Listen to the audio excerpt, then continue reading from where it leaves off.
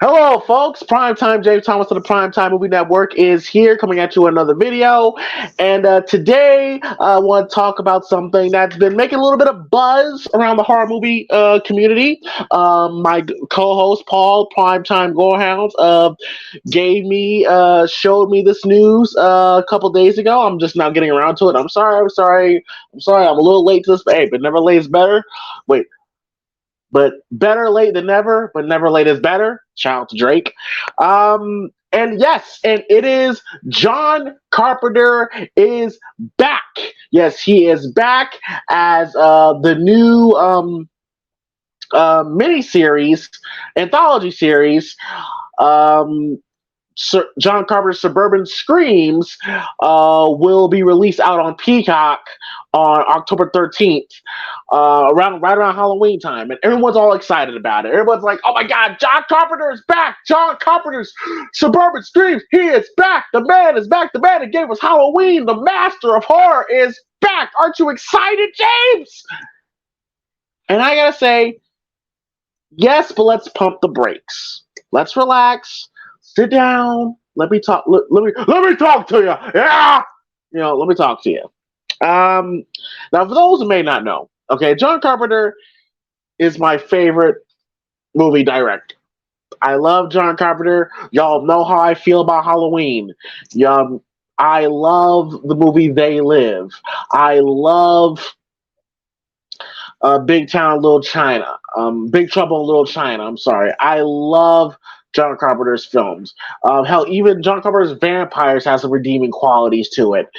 I will give him credit for Halloween 2, in my personal opinion, because there's a story about that. He reshot Halloween 2. But John Carpenter is my all-time favorite director. Okay, I got nothing but respect for the man. And the last movie he directed was The Ward, which came out in 2010. 13 years ago. 13 years ago was the last time John Carpenter directed a full-length movie. It's a long time. A very, very long time. And when the announcement that John Carpenter is back directing, being a part of this series, let's pump the brakes here. Okay, now we do know that John Carpenter has a producer credit, and his wife Sandy King, is a producer as well. I believe it's under Sandy King Production or Storm King Production, something like that, something along those lines. So he does have producer's credit.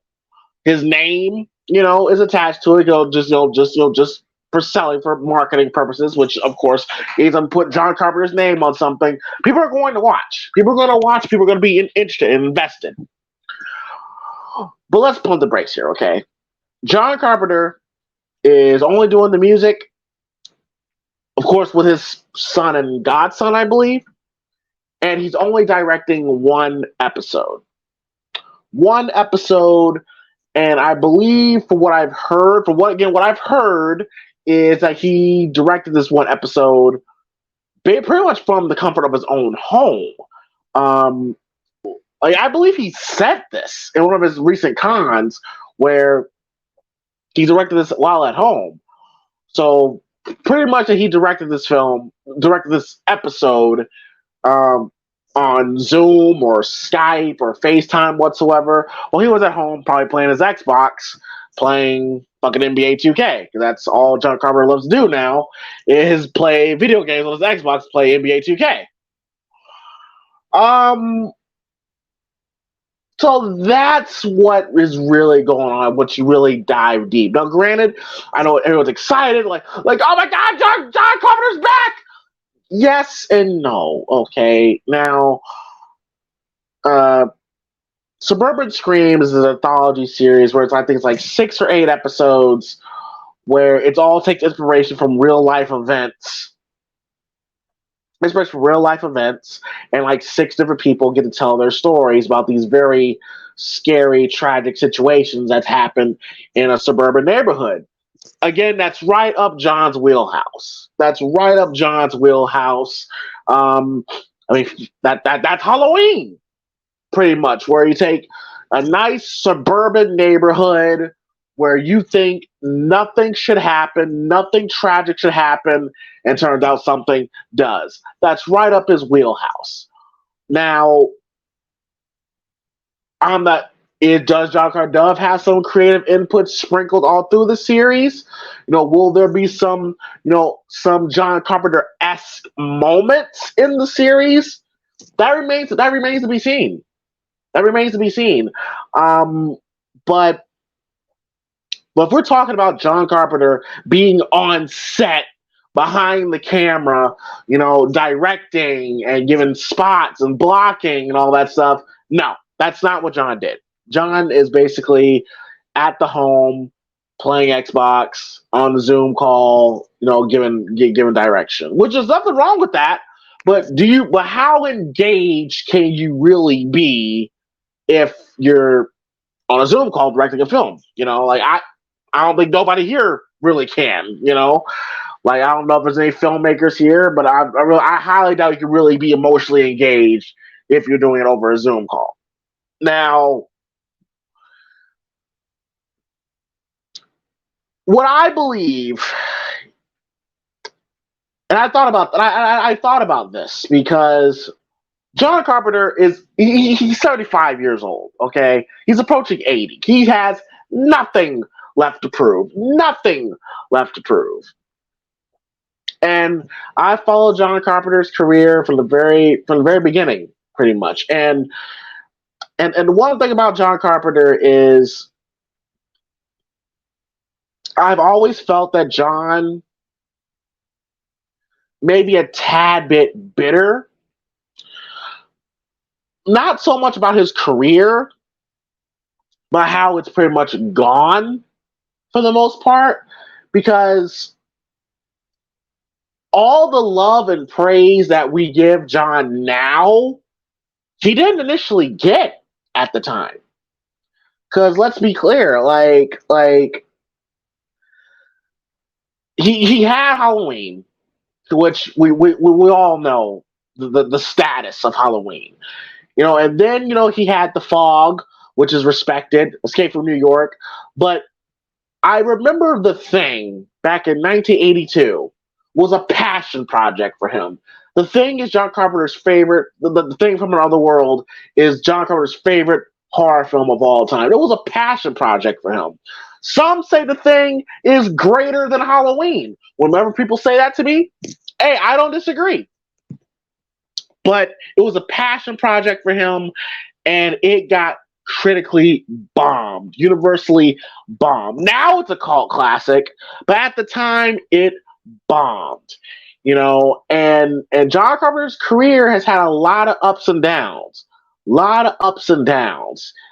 Yes, he has classics, but he had a lot of low points as well. And I'm pretty sure that's kind of left the bitter taste in his mouth about Hollywood, about direction, all that other stuff. So that's why when I hear that John Carpenter is going to be involved with something, it has to be something meaningful. And so when I hear this, I actually dig deep down. He's involved, but not really. And people want to go about what will be a good swan song for John Carpenter. Now, he had The Ward, which came out in 2010, which has its redeeming qualities, but a lot of people may feel was not the right movie for John Carpenter to go out on. What I would do, if I'm John Carpenter, if I want to make one last film, the people want to go straight to, Halloween. I don't think John wants to do that. I think he wants to distance himself from Halloween as much as he can. Now, of course, if the money's right, if they pay him enough, because let's not forget, John Carpenter was going to be back for Halloween H2O, but he wanted $10 million. And the movie studio was like, fuck you, dude. And we are 5 years away from the 50th anniversary of Halloween 1978, which is fucking insane because it feels like we just had Halloween 2018. But people want to go straight to Halloween, and if John wants to do that, God bless him. But at the same time, he'll be 80 years old at the time, and I don't know if John wants to do that, especially knowing how much of a big property that is and how much the studios will probably be all in his face about it. And we all know how John feels about the corporate side. So if I'm John Carpenter, I would try to convince, because you really got to convince John to get off his ass, to actually be on set. I would. Now, there have been rumors about a Thing 2 sequel. A Thing 2 sequel, right? With him and Kurt Russell reuniting. I think that's the way to go. I think that's the way to go. A nice 90-minute, you know, short filming session, like 2-3 weeks, where he does one location, he doesn't have to go anywhere. Have him reunite with Kurt Russell again. Give us a nice, moody, atmospheric a nice, solid 90-minute horror film. Very theater of the mind, moody, atmospheric. Have John Carpenter go out on a high note. Some may say he did that with Halloween soundtracks, but composing a soundtrack to writing and directing a film is completely different. And I believe that is the route I would want John Carpenter to go. Like, actually direct a feature film with Kurt Russell. It could be a Thing sequel. Or just something. And make it easy for John. Make it easy for him, where it's like I said, it's one location, doesn't have to go too much. Hell, have him bring his Xbox and wheel him out with his Xbox or whatsoever. Something. Just make it easy for John. So if John's gonna go out, I would want John to go out on a high note. Directing one episode of an anthology, which he's probably not really emotionally invested in, it's whatever to me. Like, I'm not really looking forward to this because it's not really John. It just has his name. John's only in it just in name only. But we'll have to wait and see. Hopefully, Suburban Screams is a success. And we'll just have to see what goes from there. But let me know your guys' thoughts on John Carpenter's return, quote unquote, to the directing chair for Suburban Screams. Are you looking forward to it? Are you excited about it? Do you think this could be the start of John, getting the creative juices flowing again to direct again? Or do you think John Carpenter just getting a paycheck? Let me know your guys' thoughts. Hit that like and subscribe button. And as always, I will talk to y'all later. Peace.